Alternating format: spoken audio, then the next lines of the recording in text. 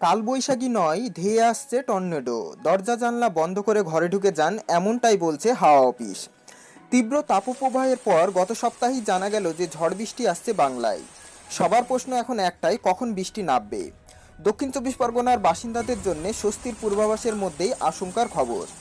দুর্যোগের আশঙ্কা বার্তা জারি করে দিল হাওয়া অফিস।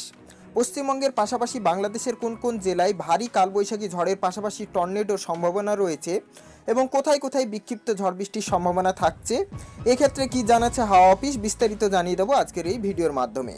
সুতরাং প্রতিদিনের গুরুত্বপূর্ণ আবহাওয়ার খবরগুলো পাওয়ার জন্য অতি অবশ্যই আমাদের চ্যানেলটিকে সাবস্ক্রাইব করে পাশে থাকবেন। হাওয়া অফিসের তরফ থেকে গতকাল রাত থেকেই দক্ষিণ চব্বিশ পরগনা জেলায় দমকা ঝোড়ো বাতাস বয়ে যাওয়ার কথা ইতিমধ্যেই পূর্বে জানিয়েছিল। সেই সূত্র অনুসারেই আমরা দেখেছিলাম যে দক্ষিণবঙ্গের সমস্ত জেলাতেই কিন্তু দমকা বাতাস বয়েছিল, তবে বৃষ্টিপাতের কোনো কিন্তু ছিটে ফোঁটাও দেখা যায়নি। তবে আজ থেকে কিন্তু বৃষ্টিপাতের সম্ভাবনা জোরালো হচ্ছে। সেই সঙ্গে টর্নেডো সতর্কবার্তাও কিন্তু জারি করেছে হাওয়া অফিস।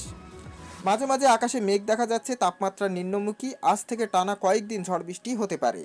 তার পাশাপাশি 50 থেকে 60 কিলোমিটার বেগে ঝোড়ো হাওয়া কিন্তু বইবে। এতে উত্তাল হবে নদী এবং সমুদ্র। সুন্দরবন এলাকায় দুর্যোগের মাত্রা বেশি হওয়ার আশঙ্কা রয়েছে। এই পরিস্থিতি মোকাবিলায় সুন্দরবন পুলিশ নামখানা সহ একাধিক থানায় উপকূলবর্তী এলাকায় বাসিন্দাদের সতর্ক করে মাইক প্রচার করতে শুরু হয়েছে। পশ্চিমবঙ্গের দক্ষিণবঙ্গের যে সমস্ত জেলায় ঝড় বৃষ্টি হওয়ার সম্ভাবনা থাকছে সেই সমস্ত জেলাগুলো হলো পশ্চিম মেদিনীপুর, পূর্ব মেদিনীপুর, হাওড়া, উত্তর চব্বিশ পরগনা, দক্ষিণ চব্বিশ পরগনা, বাঁকুড়া, পুরুলিয়া।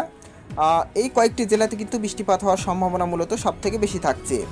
পশ্চিমবঙ্গের পাশাপাশি বাংলাদেশেও যদি আমরা দেখি তাহলে সুন্দরবন সহ গোটা এলাকা এবং সমুদ্র উপকূলবর্তী যে সমস্ত জেলা রয়েছে বাংলাদেশে সমস্ত জেলাতেই কিন্তু ভয়ঙ্কর কালবৈশাখীর পাশাপাশি টর্নেডোর একটা সম্ভাবনাও কিন্তু যথেষ্ট লক্ষ্য করা যাচ্ছে। আগামী দিনে কিন্তু আবহাওয়ার উন্নতি এই মুহূর্তে দেখা দিচ্ছে না। আগামী 2 থেকে 3 দিন কিন্তু বৃষ্টিপাতের জোরালো সম্ভাবনা রয়েছে পশ্চিমবঙ্গের পাশাপাশি বাংলাদেশের উপকূলবর্তী সমুদ্র ধারে যে সমস্ত জেলাগুলো রয়েছে সেই সমস্ত জেলাগুলোতে। পাশাপাশি পরবর্তী দিনে অর্থাৎ 3 থেকে 4 দিন পর আবার তাপমাত্রা কিছুটা হলেও বাড়তে পারে। তবে এই মুহূর্তে বৃষ্টিপাতের সম্ভাবনাই মূলত লক্ষ্য করা যাচ্ছে। আগামী দিনে কোন কোন জেলাগুলোতে ভারী বৃষ্টিপাত হতে পারে সেক্ষেত্রে অতি অবশ্যই আমি চেষ্টা করব সর্বপ্রথম খবর এলে আপনাদের সামনে তুলে ধরার। আজকের মতো ভিডিওটা এখানেই। যদি ভিডিওটা ভালো লেগে থাকে সকলের মাধ্যমে শেয়ার করে দেখার সুযোগ করে দেবেন।